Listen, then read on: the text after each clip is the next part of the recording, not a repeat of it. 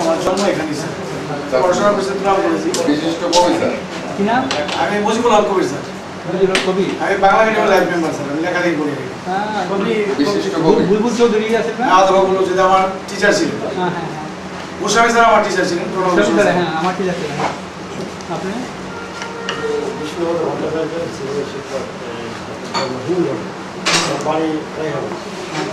আর কোথায়? আমার নাম সিরাজুল ইসলাম। আমি এই স্কুলের ছাত্র ছিলাম। 1974 সালে ম্যাট্রিক ফেল করেছিলাম। উন্মুক্ত বিশ্ববিদ্যালয়ে লেখাপড়া করে আমি এখন স্বয়ং সম্পন্ন এবং একজন শিক্ষক অফিসার। কি নাম? সিরাজুল ইসলাম।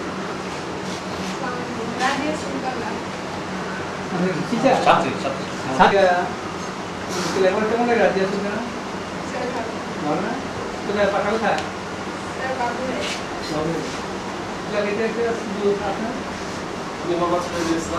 আমি লেনে বিয়ে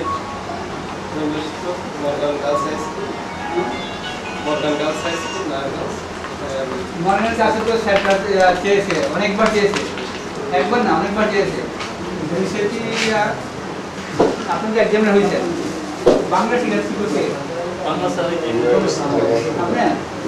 আমাদের আঞ্চলিক পরিচালক মহোদয় জনাব হাফিজ আহমদকে শুভেচ্ছা অভিনন্দন জানানো।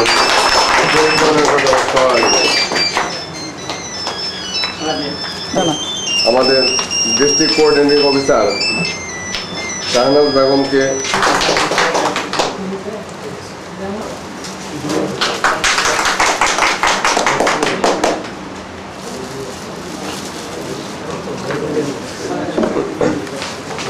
আঞ্চলিক পরিচালক মহোদয়,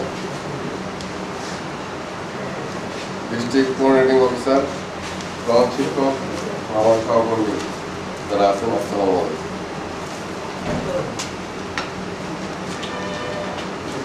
উন্মুক্ত বিশ্ববিদ্যালয় আসলে যখন উন্মুক্ত বিশ্ববিদ্যালয়ের প্রথম ধারণাটা যখন সফটওয়্যার সাহেব তুলে ধরেন তখন কিন্তু অনেকে ওনাকে পাগল বলেছে, কি বলে এটা কিভাবে সম্ভব।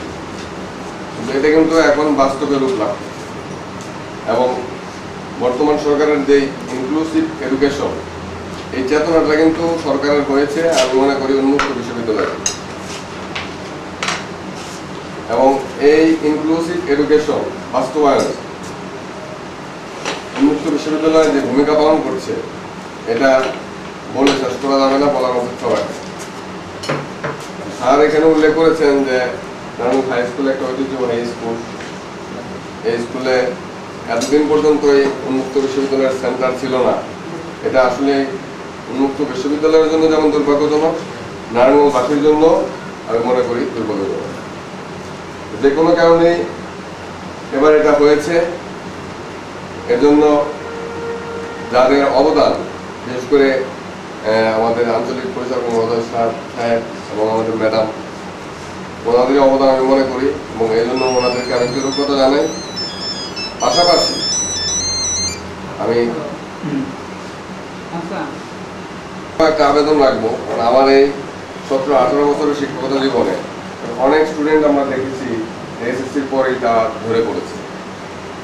তারা যখন পরামর্শ চেয়েছে আমরা কিন্তু প্রতি বছরই অনেক ছাত্রছাত্রীকে উন্মুক্ত বিশ্ববিদ্যালয়ে ভর্তির জন্য পরামর্শ দিয়ে থাকি, কারণ তাদের এই গতানুগতিক যে শিক্ষা প্রতিষ্ঠান এগুলিতে ভর্তি হওয়ার সুযোগ থাকে বা সুযোগ থাকলেও ওইভাবে হয় না।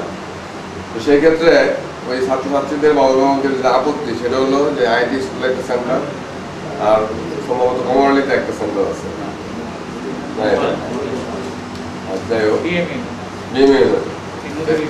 এখন আমাদের হাই স্কুল হলো একদম মূল সেন্টারে। তো সেখান থেকে ছাত্রছাত্রীরা কিন্তু এত দূরে বা এরকম কমিউনিকেশনের সমস্যার কারণে অনেক স্টুডেন্টই সেখানে যেতে চায়। সেই হিসাবে এবার যখন আমাদের এই সেন্টারটা হয়েছে, আমি তাদের কাছে আবেদন রাখবো যে আমার বিশ্বাস যে আমরা নারায়ণগঞ্জের যে উন্মুক্ত বিশ্ববিদ্যালয়ের যে কার্যক্রম, সব কার্যক্রমের সেন্টার যদি আমরা সেন্টার হিসাবে কাজ করতে পারবো ইনশাল্লাহ।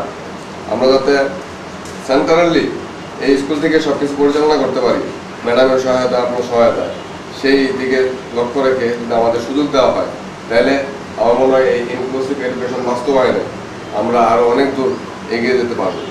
সেই হিসাবে যত সুযোগ সুবিধা, সেন্টার ইত্যাদি যাবতীয় যত কিছু আছে সব কিছুই, যেমন স্যারে বললেন যে ব্যাংক না চাইতেই বৃষ্টি, এরকমই যাতে আমরা পেয়ে যাই এবং আমরা যাতে এই উন্মুক্ত বিশ্ববিদ্যালয়ের কার্যক্রমটাকে বেগবান করতে পারি আরও, সেই হিসাবে আমাদেরকে সহযোগিতা করার জন্য আমরা বিনীত অনুরোধ করছি। থ্যাংক ইউ বক্তব্যের জন্য।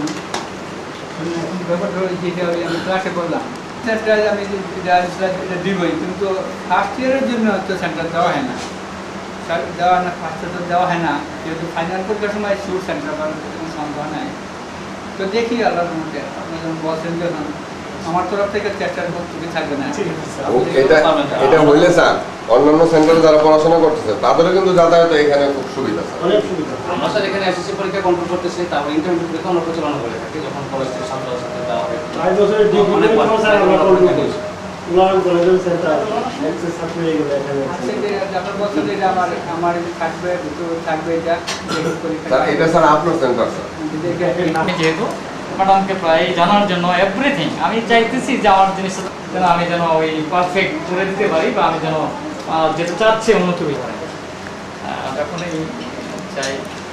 আমি একটু দেবেন কথা বলতে চাইছি। এটা কেন্দ্র খোলা হবে না, মুসলিমনগর, ভোলায়, কাশীপুর, সৈয়দপুর, এগুলো প্রতি সপ্তাহে আমরা আপডেট ঘুরে ঘুরে প্রচার করছি স্যার। এই ছাত্ররা অনেক দূরের থেকে আসে, এখানে আসতে 30 টাকা 40 টাকা রিক্সা ভাড়া খরচ করে যায়। নাম্বারটি দেবেন, নাম্বারটা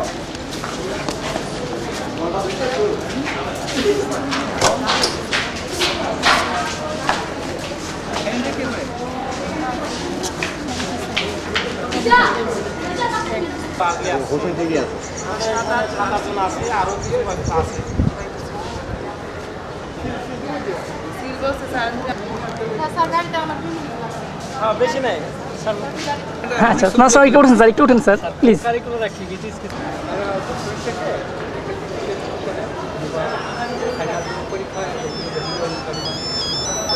মানে ঠিক আছে, থ্যাংক ইউ স্যার।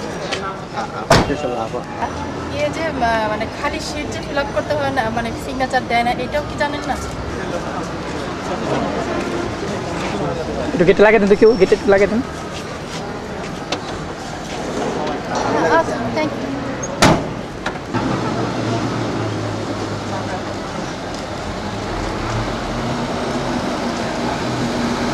হ্যাঁ